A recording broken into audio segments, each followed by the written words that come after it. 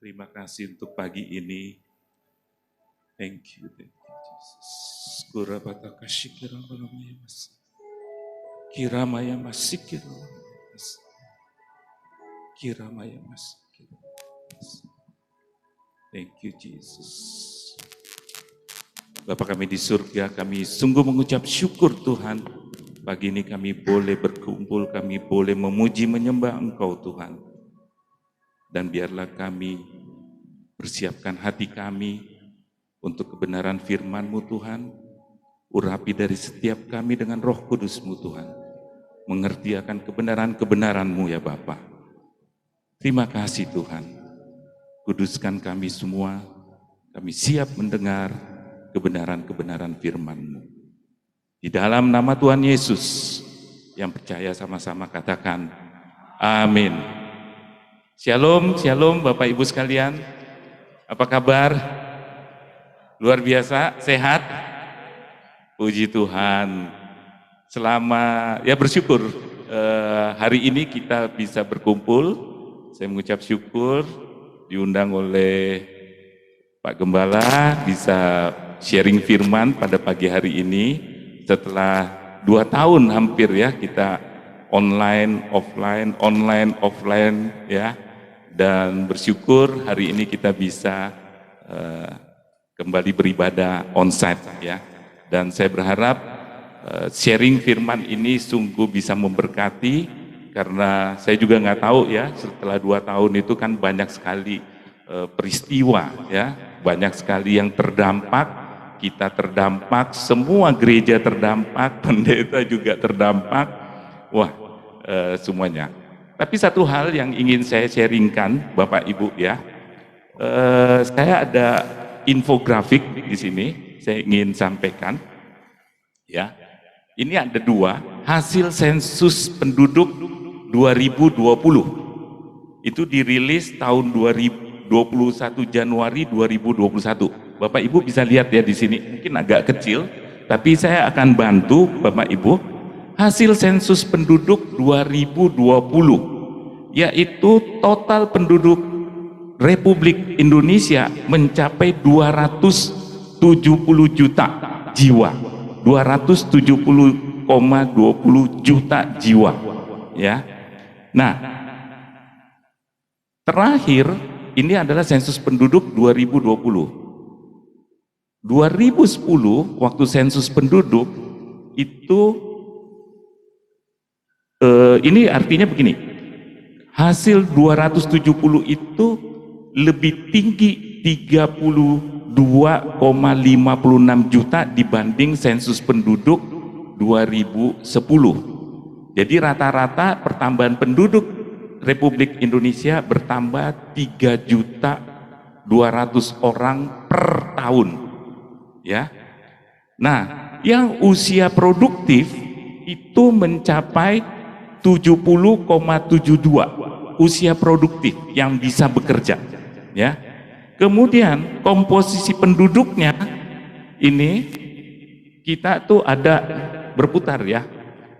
Gen X itu mencapai 21,88%. Kemudian yang baby boomer 11,56% dari 270. Kemudian yang post Gen X 10,88%. Yang Gen Z itu mencapai 27,94%.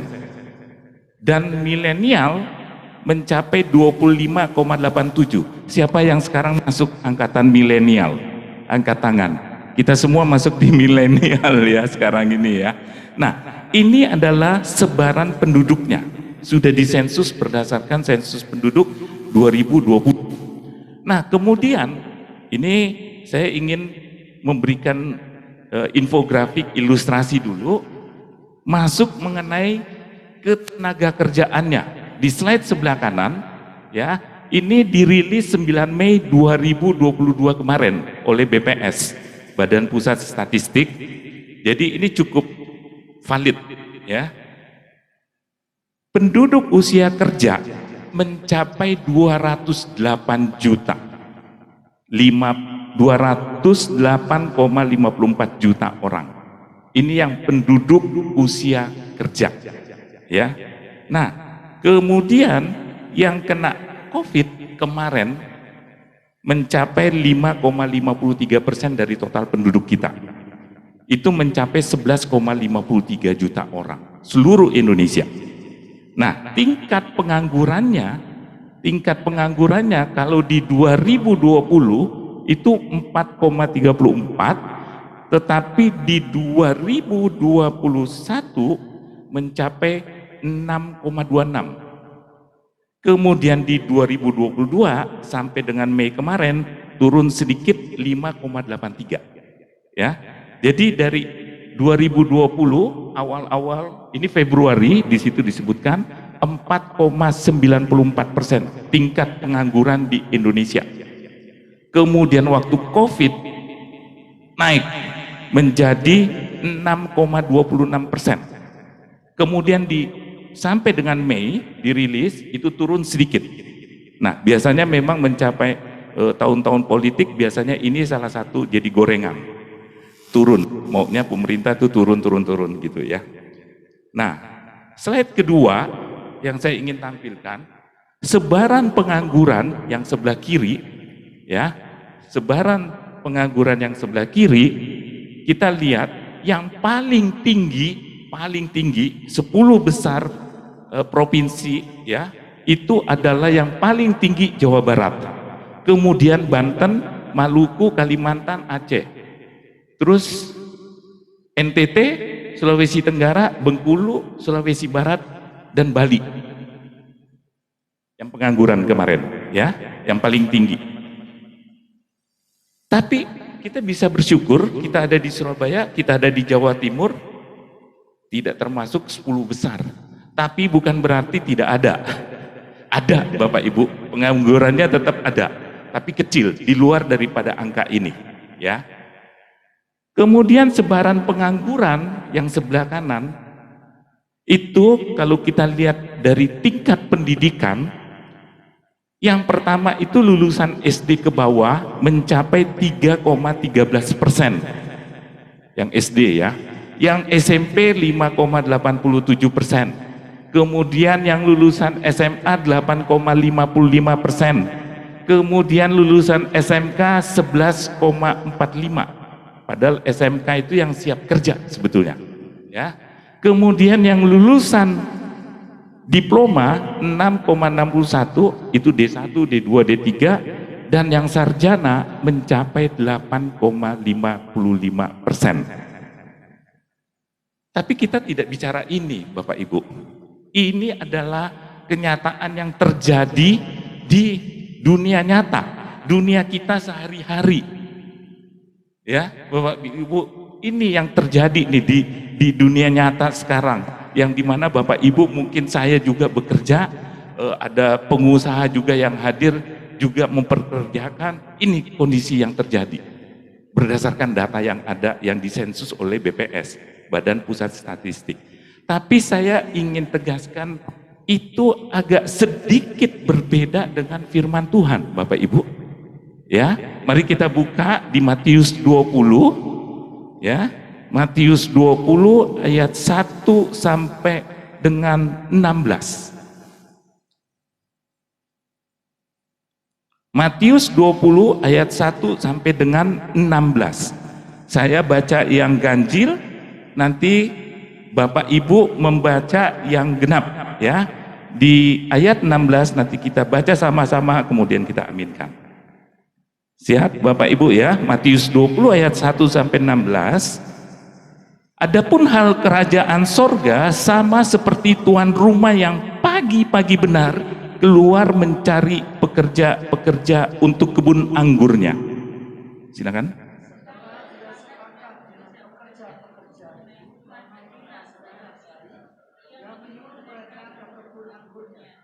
Kira-kira pukul 9 pagi ia keluar pula, dan dilihatnya ada lagi orang-orang lain menganggur di pasar.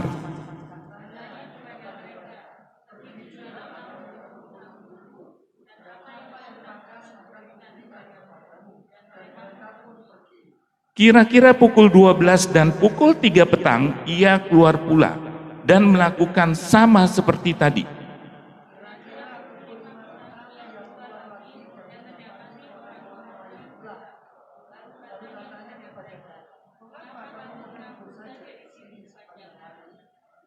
Kata mereka kepadanya, karena tidak ada orang yang mengupah kami. Katanya kepada mereka, pergi jugalah kamu ke kebun anggurku.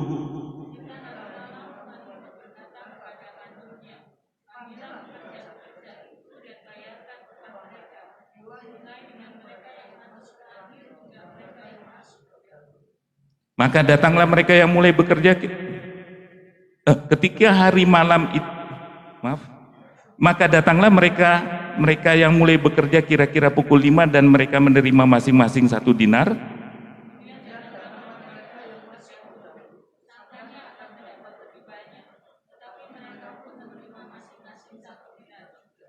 Ketika mereka menerimanya, mereka bersungut-sungut kepada tuan itu.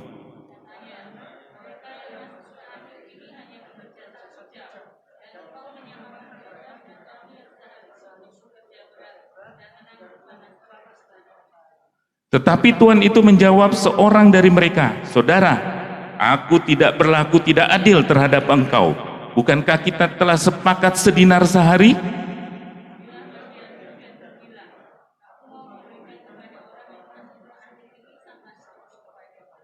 Tidakkah aku bebas mempergunakan milikku menurut kehendak hatiku? Atau iri hatikah engkau karena aku murah hati? Demikianlah orang yang terakhir akan menjadi yang terdahulu, dan yang terdahulu akan menjadi terakhir. Amin, Bapak Ibu. Dari ayat Matius 20 ayat 1 sampai dengan 16, kita bisa belajar hal-hal yang berbeda dengan apa yang tadi saya sampaikan. Ya, Bapak Ibu ya. Kalau yang pertama, saya ingin membagi 5 poin, 5 hal yang kita bisa belajar sama-sama terkait dengan firman Tuhan ini.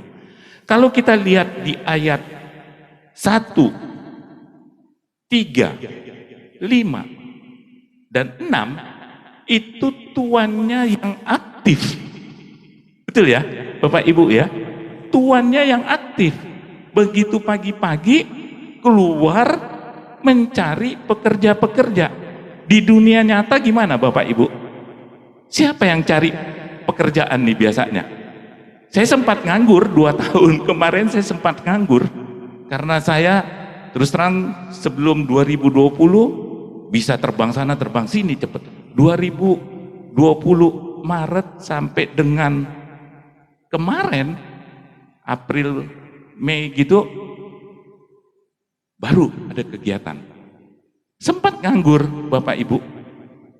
Tetapi pada kenyataannya hal-hal yang kita lihat sehari-hari, biasanya siapa yang aktif mencari pekerjaan? Bosnya kah atau pekerjanya? Pekerja, betul ya Bapak Ibu ya? Masa pekerjanya ada yang nganggur-nganggur seperti di dalam firman ini? Ini tuannya yang aktif mencari pekerja-pekerja.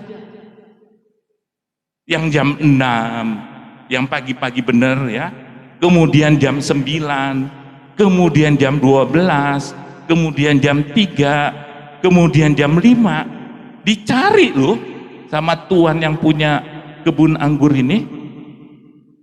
Artinya tuan itu, ini menggambarkan Tuhan kita ya, ini perumpamaan kerajaan surga. Tuhan kita itu mencari loh kita ini. Tidak peduli mau pagi, mau siang, mau malam, sore, menjelang malam. Ya. Tuan yang aktif. Padahal biasanya kan pekerja, kita-kita ini yang aktif harusnya. Tapi ini Tuhan loh. Ya. Poin yang pertama itu yang ingin saya sampaikan, bahwa Tuhan yang aktif itu yang mencari pekerja-pekerjanya. Ini berbicara kita juga di gereja mencari pekerja-pekerja untuk aktif dalam pelayanan kita, pelayanan gereja, apapun itu. Ya.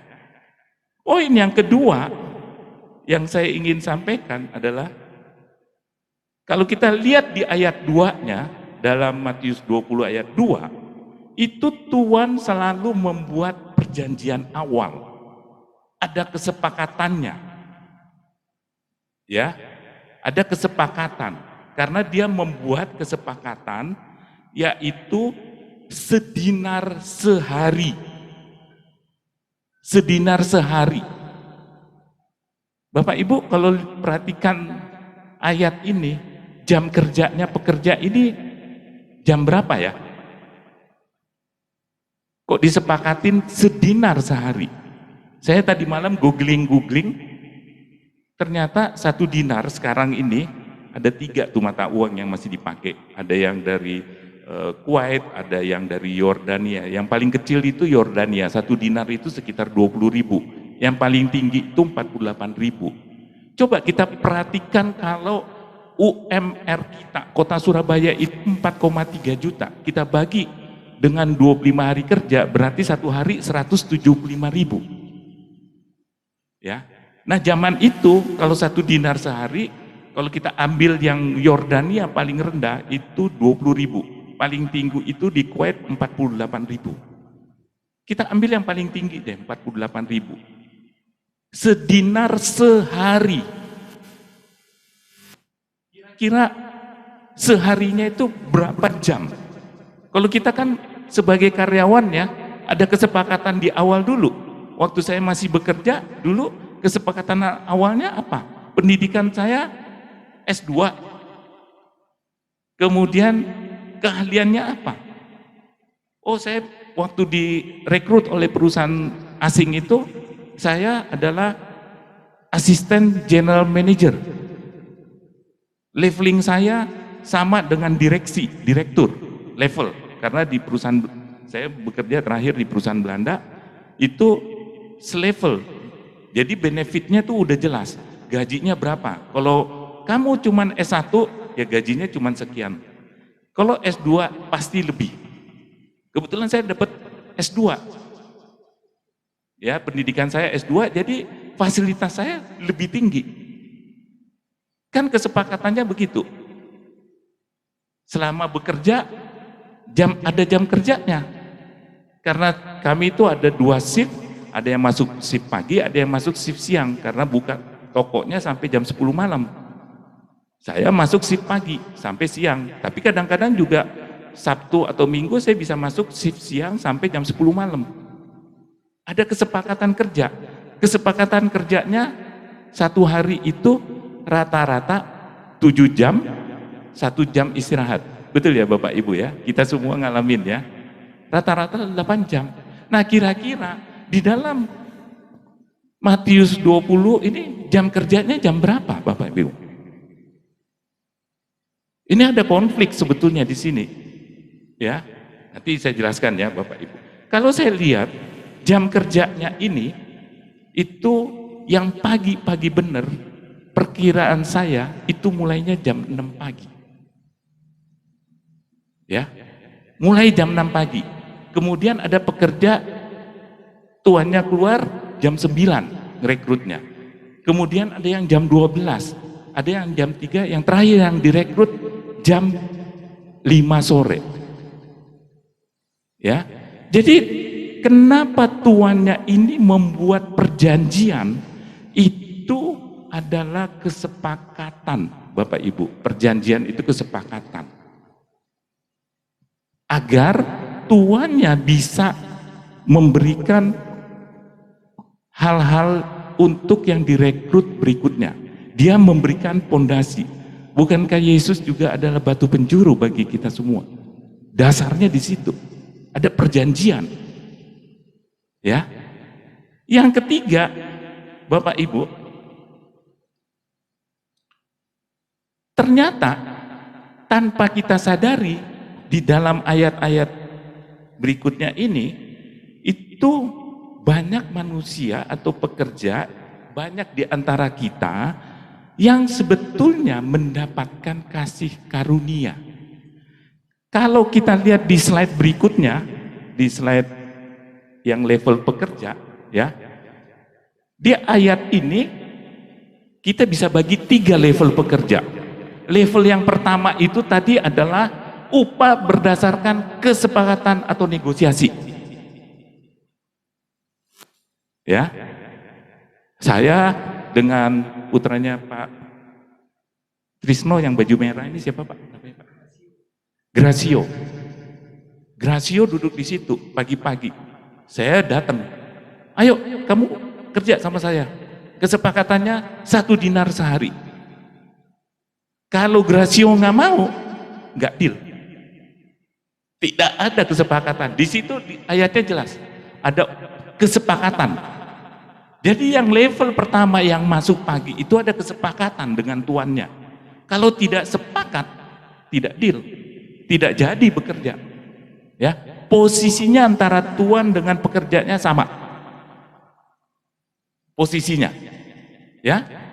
Equal, posisinya sama. Karena saya membutuhkan, Gracio juga membutuhkan pekerjaan, saya membutuhkan tenaga, Gracio perlu honornya, upahnya. Ya. Tetapi yang di level kedua, Bapak Ibu, kita bisa lihat, ya, ayatnya jelas di ayat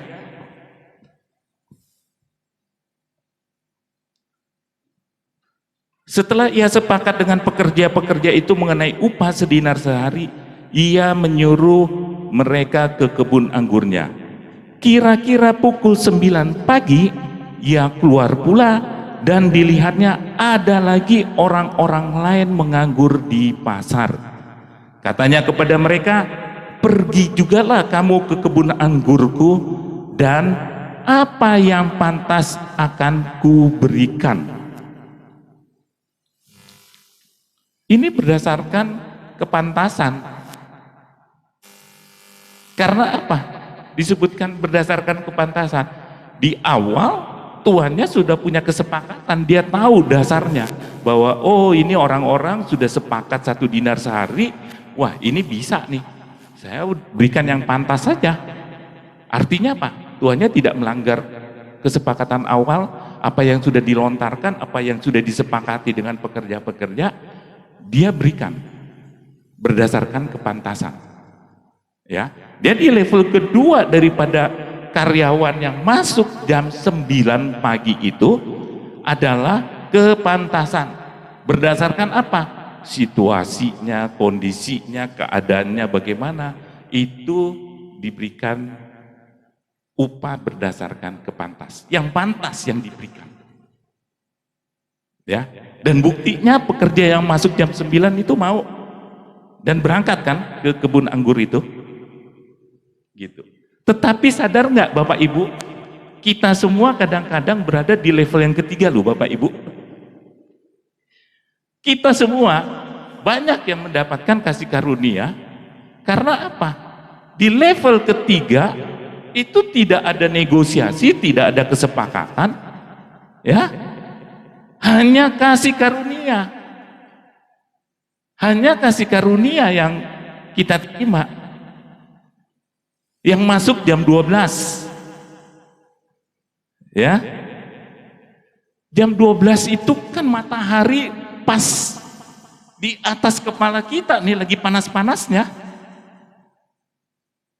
betul ya Bapak Ibu ya, lagi panas-panasnya, dipanggil jam 12 loh, kita masih nganggur, ya, jam 12 kita masih nganggur, masih ada di pasar, masih kongko-kongko, masih ngobrol, belum ada pekerjaan. Begitu juga yang jam 3, jam 13 ya, jam 3 petang ya, jam 3 sore matahari udah agak sedikit condong, tetapi masih panas. Nah, yang paling enak itu yang jam 17. Mataharinya udah menjelang terbenam. Jam 5 sore menjelang terbenam. Dipanggil bekerja. Sadar nggak kita Bapak Ibu? Kita kadang-kadang berada di posisi gitu loh. Saya mengalami yang jam 5. 2 tahun tidak ada pekerjaan, tidak bisa kemana-mana. Cuman lewat Zoom, cuman lewat itu, kadang-kadang juga nggak ada income, 2 tahun. Tidak ada. Pas di jam 5 saya dibukakan pintu, ada yang manggil. Bulan kemarin kontrak itu sudah saya tanda tanganin dengan klien 5 tahun yang lalu, 2017. Ternyata yang bersangkutan tanahnya bermasalah, mau buka supermarket di daerah Surabaya Barat, daerah Wiyung. Sudah kontrak, sudah bayar DP 5 tahun yang lalu, tepatnya bulan Mei 2017. Nggak ada kabar. Begitu COVID, udah nggak ada semua kabarnya. Tapi bulan kemarin, yang bersangkutan hubungi, Pak, proyek itu masih oke nggak kita lanjutin, Pak? Berubah nggak? Saya ngomong sama istri saya, udah 5 tahun, nilai kontraknya kan udah seharusnya berbeda. Tapi saya tetap mau terima sesuai yang di dalam kontrak. Karena saya mempersiapkan firman itu karena saya ngalamin Bapak Ibu. Kalau tidak ada kesepakatan di awalnya, mungkin saya udah minta bahwa naik udah 5 tahun. Tapi saya akhirnya sepakat sama istri saya, ya udahlah kita tetap aja terima dengan kontrak yang begitu. Mereka juga udah bayar udah puluhan juta ke saya, sudah diterima, duitnya juga udah habis. Sudah habis dipakai. Ya udah kita jalanin aja. Kita konsisten berdasarkan itu. Nah, saya juga berada di posisi yang di level 3 Bapak Ibu. Tuhan itu bukakan kita pekerjaan-pekerjaan. Kita dipanggil untuk bekerja kembali. Kita diberkatin dengan pekerjaan. Nah, disitulah yang saya merasa saya harus tahu diri. Ya. Kenapa saya tulis juga upah tanpa syarat? Ya udah, karena kita dipanggil jam 5, jam 3 sore, itu upah tanpa syarat. Nggak ada persyaratan. Tuhan ini tidak ngomong apa-apa, cuman kok kamu nganggur? Ya yang terakhir dikatakan tidak ada yang mengupah kami. Ya udah, kamu pergi ke kebun anggurku. Itu upah tanpa syarat apapun. Kira-kira Bapak Ibu, kalau Bapak Ibu berada di posisi jam 3, jam 5, mau nggak dipanggil kerja? Kan nggak tahu juga, diberikan satu. Tapi dikasih pekerjaan, pasti dikasih pekerjaan karena disuruh ke kebun anggur. Kira-kira Bapak Ibu mau apa nolak? Pasti mau. Orang nganggur. Betul ya Bapak Ibu ya? Jadi kita pasti mau, dan kira-kira yang mendapatkan kasih karunia yang terbesar itu yang di jam berapa Bapak Ibu? Jam 5 ini.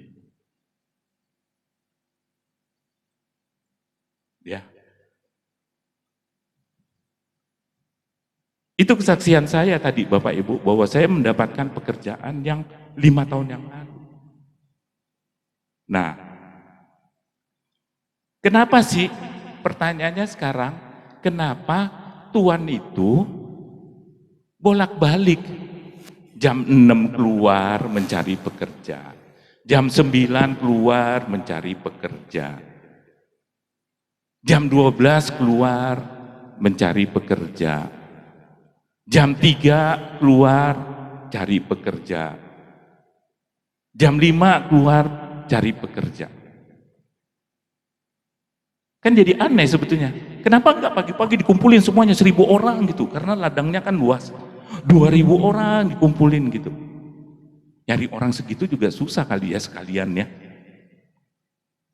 Tetapi saya percaya firman Tuhan ini memberikan kita satu pengertian yang baru, hikmat yang baru, bahwa Tuhan itu, saya percaya Tuhan itu ingin, karena kebun anggurnya itu luas sekali, Dia ingin hasilnya maksimal.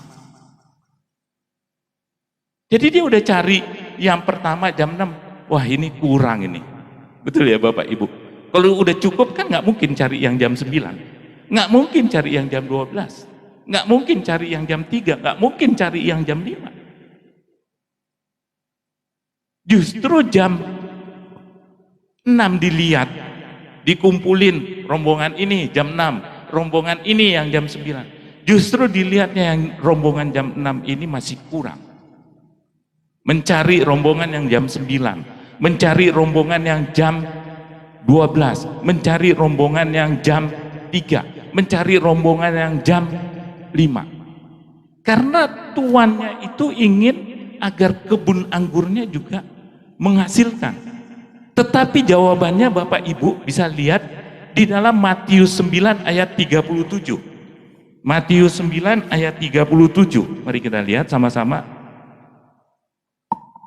Matius 9 ayat 37. Maka katanya kepada murid-muridnya, tuaian memang banyak, tetapi pekerja sedikit. Karena itu mintalah kepada Tuhan yang punya tuaian, supaya ia mengirimkan pekerja-pekerja untuk tuaian itu. Artinya Bapak Ibu, kalau hasilnya ini sungguh-sungguh ingin maksimal, ya harus sering-sering cari pekerja-pekerja, tambah lagi. Kira-kira hasilnya bisa maksimal nggak Bapak Ibu? Kalau pekerjanya tadinya 10, ditambah lagi 10, ditambah lagi 10, kira-kira hasilnya bertambah apa enggak? Pasti bertambah lebih baik. Ya, pasti bertambah lebih baik.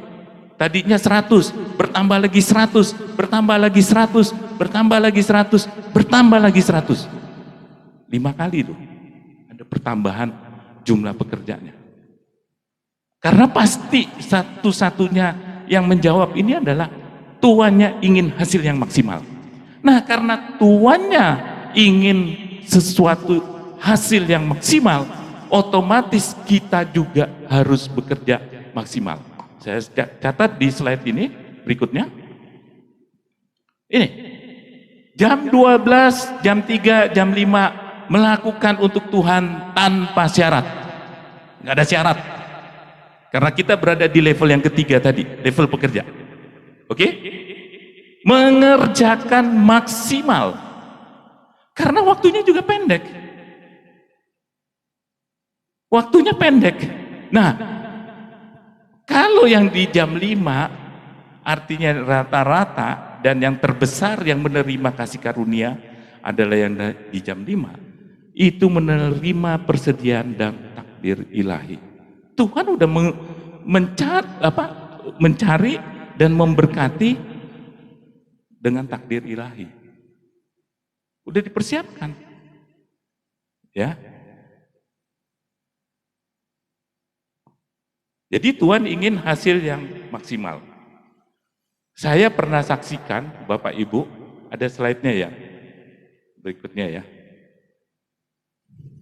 Mungkin saya pernah saksikan di sini, anak saya namanya Antus Indra. Ini fotonya, dia barusan minggu kemarin keliling Sumatera, masuk di satu tabloid di Sumatera Utara. Waktu itu dia masih bekerja di salah satu jaringan retail minimarket. Dia menjadi area manager di Jakarta selama 5 tahun.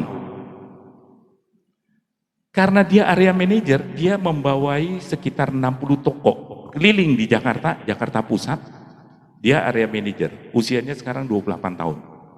Nah, pernah saya saksikan bahwa di dalam kontrak sebagai karyawan, kan kalau karyawan sebagai area manajer, dia monitor salesnya, dia membina karyawan, tokonya, kepala tokonya, bagian pembeliannya, bagian displaynya, betul ya? Kalau kita bekerja, dikasih job desk, kita selesaikan yang itu. Tetapi kalau Bapak Ibu bekerja di kontrak sebagai area manager, Griso ini dikontrak sebagai area manager. Terus ada tugas yang tidak masuk dalam job desk, mau nggak? Jawab. Mau nggak dikasih tugas yang tidak masuk di job desk? Tugasnya A, B, C. 3. Tapi saya tambah, D ini tidak masuk di dalam job desk. Mau nggak? Kenapa nggak mau? Tidak sesuai dengan kesepakatan. Tetapi kalau kita bekerja dengan maksimal, apapun juga, A, B, C, D, E, F, wajib kita lakukan sebagai Arif. Ankus berusaha untuk melakukan dengan maksimal. Dan tahu nggak Bapak Ibu, ngusir setan tidak termasuk job desk-nya karyawan. Setuju? Bapak kerja disuruh ngusir setan di toko, mau nggak? Nggak mau, nggak ada di dalam job desk. Tapi mau nggak? Maksudnya mau nggak mau kan harus dilakukan. Anak saya, Ankus ini Jumat 19 bulan 7 tahun 2019. Dia screenshot kirim ke maminya, ngusir setan. Karena ada karyawan tokonya, kasirnya itu kesurupan. Manggil orang pinter. Bayar 75.000. Betul ya? Bayar 75.000. Enggak pergi-pergi. Setannya enggak pergi-pergi. Nah, akhirnya kepala tokonya telepon ke Ankus ini, Pak, ini ada yang kesurupan. Gimana? Ya udah datang. Waktu datang anaknya nggak ngapa-ngapain. Ternyata anak saya itu di toko itu ada 2 lantai ruko di Jakarta. Nah di atasnya itu barusan dia ngelihat tumpukan barang-barang gitu. Barang-barang ada apalah bekas sesajian atau apa, itu dibersihin sama anak saya. Nah rupanya yang nungguin itu nggak terima, masuknya ke kasir. Waktu anak saya datang dia nggak apa-apa. Akhirnya baru jalan 5 menit kesurupan lagi kasirnya. Dipanggil balik lagi. Akhirnya ditengking sama anak saya. Dalam nama Yesus keluar. Dalam nama Yesus keluar. 3 kali. Keluar. Makanya di sini anak saya ngomong. Ini foto dikirim oleh supervisor saya sebelum ke toko. Anak toko manggil orang pinter buat ngusir setan. 30 menit lebih nggak keluar-keluar, sampai pakai air dicipratin pun nggak keluar-keluar setannya. 3 hari berturut-turut masih aja kesurupan. Lah ya namanya aja ilmunya orang pinter gitu, dapatnya dari setan. Ya pantas saja balik-balik terus nih setan. Tanggal 20 bulan 7 hari Sabtu, saya ke toko jam 15 sampai jam 17. Makanya ini saya pakai kesaksian anak saya ini. Karena jam 15, jam 17. Ya. Nggak ada apa-apa. Ditinggal bentar ke toko lain, kejadian. Nggak sampai 5 menit, cuma ditumpang tangan, dijidat, dan didoakan tuh setan hilang. Sampai sekarang nggak kesurupan lagi nih kasir. Beri kemuliaan untuk Tuhan. Ya. Anak saya tadinya susah sekali mau ke gereja, tapi begitu dia di Jakarta menjadi area manager, dia ikut satu gereja di Jakarta, berubah. Punya kuasa. Dia bisa ngelihat yang duduk di samping sana, duduk di samping situ, yang orang lain nggak bisa lihat, dia bisa lihat. Akhirnya ketahuan. Setelah itu si kasirnya yang ketularan, Bapak Ibu. Sudah sembuh, udah bisa ditengking Pak. Ternyata kasirnya ini malah ngelihat, loh kok di depan saya ada penari cewek. Di depan kasirnya. Didoain lagi. Jadi mata rohaninya terbuka. Nah, ini tidak masuk job desk-nya Ankus sebagai area manajer toko, tapi mau nggak mau dia harus lakukan. Dia nggak mau tokonya jadi berantakan gara-gara setan dan lain-lain. Dan terbukti, Bapak Ibu, kuasa kita, roh yang ada di dalam kita, umurnya baru 28 loh. Tiap malam kita doain. Dia hobinya touring, dia senang tuh dengan motor. Ini dia udah keliling Sumatera, dari Sumatera Selatan sampai dengan Sumatera Utara, Hanya Aceh yang dia belum. Ini lagi ada di Bengkulu karena dia juga traveling untuk tugas kantor. Dia area. Nah, satu hal lagi Bapak Ibu. Kenapa? Pada saat dia menjadi area manager di kantor di PIK ya, di Pantai Indah Kapuk, dia udah nggak tahan Bapak Ibu 5 tahun karena dia udah nggak bisa istirahat dengan baik. Akhirnya pada saat COVID lagi tinggi-tingginya, ternyata dia direkrut oleh, saya sebut ya Pak ya, Optik Melawai menjadi area manajer Sumatera. Diminta, direkrut, oke, kamu ikut ya, tapi mau nggak megang Sumatera? Wah, senang sekali, karena dia bisa touring. Istilahnya anak saya nih, kalau kerja itu sambilan, kalau hobi touringnya itu kewajiban. Kebalikannya, kalau kita kan kerja harus ya Pak ya, kewajiban. Kalau dia enggak, kerja itu sambilannya. Sampai di Instagramnya pada nanya semua kerjanya apa nih kok. Nah, tapi ternyata pada saat dia sudah maksimal di situ, Tuhan ingin memperbesar kapasitasnya. Dia menjadi area manager di Optik Melawai megang Sumatera dengan fasilitas yang double daripada perusahaan sebelumnya. Fasilitasnya bagus. Waktu di Jakarta dia kos, dia harus bayar sendiri. Ini kosnya lebih bagus, dibayarin sama kantor. Tiket pesawat selama perjalanan di cover dengan yang baik. Gajinya double daripada yang sebelumnya. Di zaman COVID itu 2020 ya, Desember. Pindah. Di zaman COVID itu tidak ada yang mau ngerekrut karyawan Bapak Ibu. Nggak ada. Tapi ini kasih karunia. Ankus ini bisa ditawarin dengan fasilitas yang jauh lebih baik. Ya. Saya berharap Bapak Ibu juga dalam kondisi begini tidak putus asa. Tapi kita betul-betul meningkatkan potensi kita. Kita bekerja dengan maksimal. Kita memang betul-betul mau Tuhan kita disenangkan. Ya.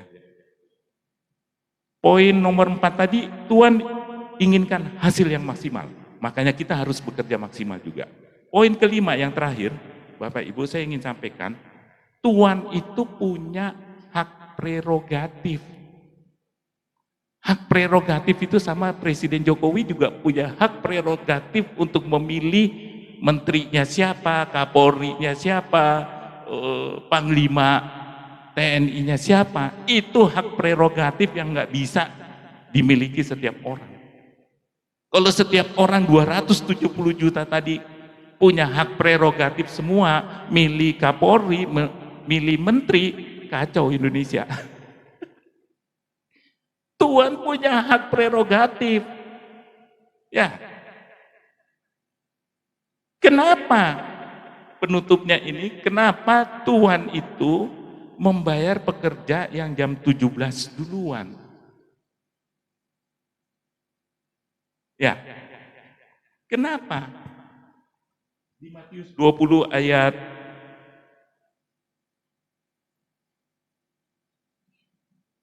mulai 9. Maka datanglah mereka yang mulai bekerja kira-kira pukul 5 dan mereka menerima masing-masing 1 dinar.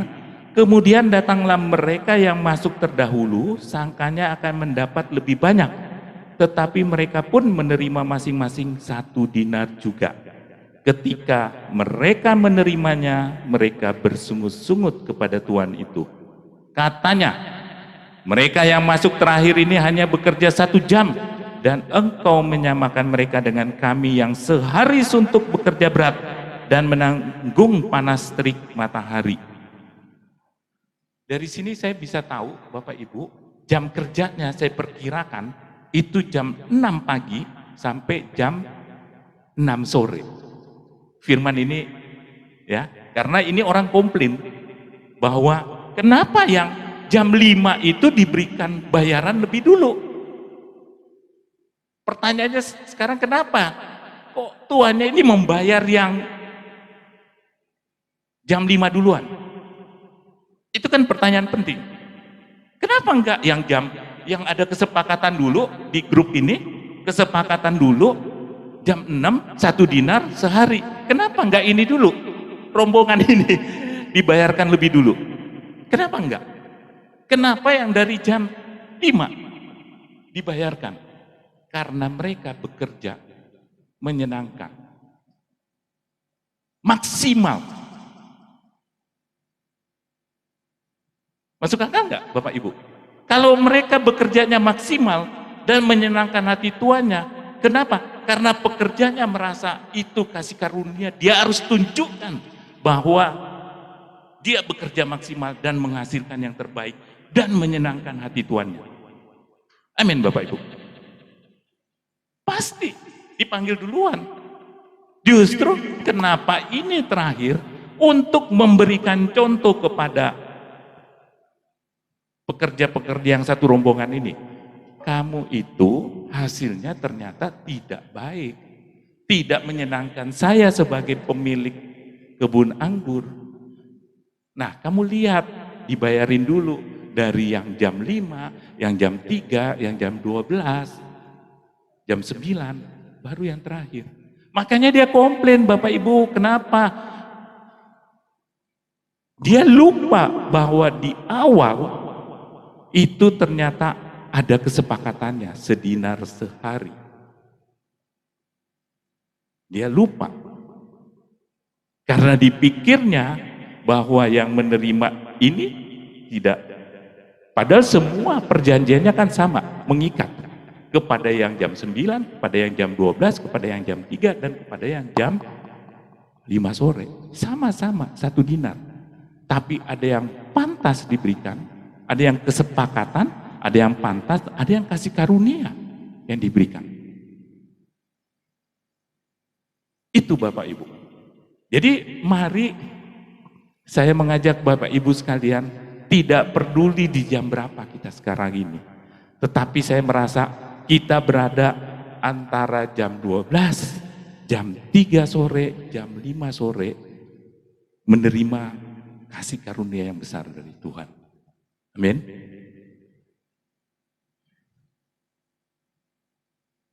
Memproses pekerja yang masuk jam 6 pagi itu tadi, Bapak Ibu. Tujuan membayar yang lebih dulu, yang terakhir, yang jam 5, tujuannya agar pekerja-pekerja yang awal itu bisa melihat satu proses. Dia memang komplain, tetapi ternyata pekerjanya tidak maksimal. Memang dia komplain bahwa dia mulai pagi kena matahari, tetapi ternyata banyak yang di jam itu hasilnya tidak maksimal. Ya. Ini yang ingin saya sharingkan kepada Bapak Ibu sekalian. Semoga menjadi berkat buat kita semua. Tuhan Yesus memberkati. Tuhan, kami percaya firman Allah yang sudah disampaikan dimeteraikan dalam kehidupan kami, supaya kami menjadi pribadi-pribadi yang selalu menyenangkan hati Tuhan, supaya kami menghargai bagaimana Tuhan telah keluar terlebih dahulu untuk mencari kami. Bukan kami yang mencari Engkau Tuhan, tetapi sesungguhnya semua datang karena Tuhan yang mencari kami. Tuhan rindu menemukan kami. Tuhan rindu membentuk kami. Tuhan rindu memberkati kami. Semua karena Engkau Tuhan. Dan sekarang layak segala-galanya bagimu. Dan segala-galanya untukmu. Tuhan, ampuni kami. Ampuni kami. Supaya kami benar-benar menghargai kedaulatan Tuhan. Supaya kami tidak membandingkan hidup kami dengan orang lain. tetapi kami mau belajar bagaimana menyukakan hati Tuhan. Tuhan adalah Tuhan hidup kami. Terima kasih. Pada akhir ibadah ini ya Tuhan, terimalah pujian penyembahan kami. Terimalah persembahan, baik persepuluhan, persembahan kasih, persembahan ucapan syukur dari anak-anak-Mu. Tuhan memperhitungkan semuanya sebagai kebenaran. Dan Tuhan adalah pribadi yang telah memberkati kami, yang kasih-Nya begitu nyata, begitu ajaib bagi kami. Oh Roh Kudus, tolonglah kami supaya kami menghargai semua itu dan belajar menjadi maksimal dan memberi yang terbaik bagi Tuhan. Pada akhir ibadah ini kami menyatukan hati, kami memberkati dan menyerahkan hamba-Mu Bapak Abraham Ibnu sekeluarga. Kasih karunia, pertolongan Tuhan melimpah dan nyata. Bapa, karya-Mu, kehendak-Mu, pertolongan-Mu terus melimpah atas beliau sekeluarga. Pengharapan, kerinduan, pergumulan, Tuhan sudah membukakan jalan. Tuhan menyatakan yang terbaik. Apa yang iblis pernah curi dan ambil dari kehidupan hamba-Mu dan keluarganya, di dalam nama Tuhan Yesus Kristus, oleh kasih karunia Allah, dikembalikan berlipat-lipat oleh anugerah dan kemurahan-Mu. Ya Tuhan, terima kasih, terima kasih, terima kasih. Terpujilah akan nama-Mu. Kami menyerahkan jemaat yang tidak bisa hadir, dimanapun saudara-saudara kami ini berada. Tangan kasih Tuhan, kemurahan Tuhan, belas kasihan Tuhan melimpah bagi anak-anak-Mu. Kami berdoa sekarang untuk bangsa dan negara kami. Kami menyerahkan Bapak Presiden dan Wakilnya, semua jajaran menteri, DPR, MPR, Polri, TNI, di dalam nama Tuhan Yesus Kristus. Para gubernur, wali kota di seluruh negeri yang kami cintai ini, kami membawanya kepada Tuhan. Biarlah hikmat Tuhan, hati yang takut akan Tuhan mewarnai beliau semuanya, sehingga di dalam memimpin dan di dalam menyelenggarakan negara ini, semua benar-benar disertai hati yang tulus, yang sungguh-sungguh untuk mengabdi dan Tuhan dipermuliakan. Kami juga berdoa, jauhkan negeri yang kami cintai dari segala bencana, dari segala yang tidak berkenan di hadapan Tuhan. Terima kasih Bapa. Pada akhir ibadah ini kami juga berdoa. Kami menyerahkan semua partner-partner pelayanan dimanapun beliau berada. Tangan kasih Tuhan, kemurahan dan anugerah Tuhan memimpin, menyertai dan memberkati beliau semuanya. Jemaat yang dikasihi Tuhan, sebelum kita pulang meninggalkan gereja ini untuk sementara waktu, angkatlah kedua belah tanganmu.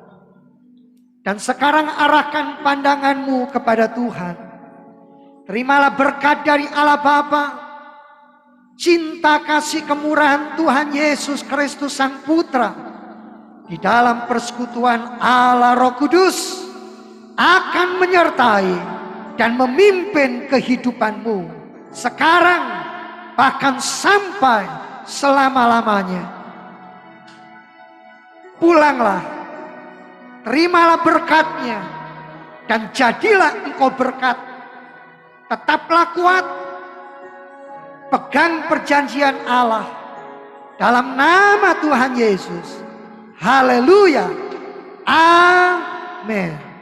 Selamat pulang, Tuhan Yesus memberkati.